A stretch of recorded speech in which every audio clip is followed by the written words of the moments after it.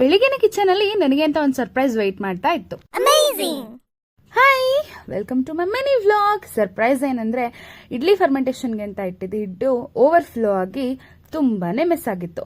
ಇದು ಇಷ್ಟು ಚೆನ್ನಾಗಿ ಫರ್ಮೆಂಟ್ ಆಗಿದೆಯಲ್ಲಪ್ಪ, ಇಡ್ಲಿ ತುಂಬಾ ಸಾಫ್ಟ್ ಆಗಿ ಬರುತ್ತೆ ಅನ್ನೋ ಖುಷಿ ಜೊತೆ ಇದನ್ನ ಕ್ಲೀನ್ ಮಾಡಬೇಕು ಅನ್ನೋ ಬೇಜಾರು.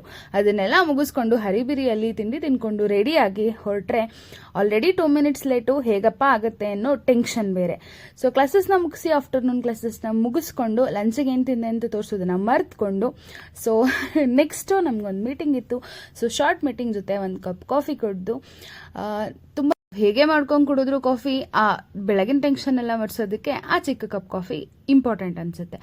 ಹಾಗೆ ಅಲ್ಪ ಸ್ವಲ್ಪ ಇದ್ದಿದ್ದ ಕರೆಕ್ಷನ್ಸ್ನ ಪರ್ಫೆಕ್ಟ್ ಆಗಿ ಮಾಡಿಕೊಂಡು ವರ್ಕ್ ಎಲ್ಲ ಮುಗಿಸ್ಕೊಂಡು ನಾನು ವಾಪಸ್ ಮನೆ ಕಡೆ ಹೊರಟೆ. ಆಲ್ರೆಡಿ 5 ಆಗಿದ್ರು ಬೇಗ ಬೇಗ ಮನೆಗೆ ಸೇರ್ಕೊಳ್ಳೋಣ ಅಂತ ಹೇಳ್ಬಿಟ್ಟು ಹೋಗ್ತಾ ಇದ್ದೀನಿ. ಮನೆಗೆ ಬಂದು ಮನೆ ತುಂಬಾ ಹುಡ್ಕಿದ್ರು ಸ್ನ್ಯಾಕ್ಸ್ಗೆ ಅಂತ ಏನು ಸಿಗದೆ ಇರುವಾಗ ನಮ್ಮ ಪಾಲಿನ ಪಂಚಾಮೃತ ಒಂದು ಹಾಲು.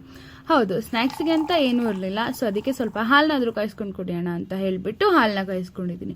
ಏನಪ್ಪಾ ಇದು ಕಾಲಿ ಕಪ್ನ ತೋರಿಸ್ತಾ ಇದ್ದಲ್ಲ ಅಂತ ಅನ್ಕೊಳ್ಬೇಡಿ. ಹಾಲಿದೆ, ಬಟ್ ಕಪ್ಪು ವೈಟ್ ಇರೋದ್ರಿಂದ ಹಾಲು ಕಾಣಿಸ್ತಾ ಇಲ್ಲ ಅಷ್ಟೇ.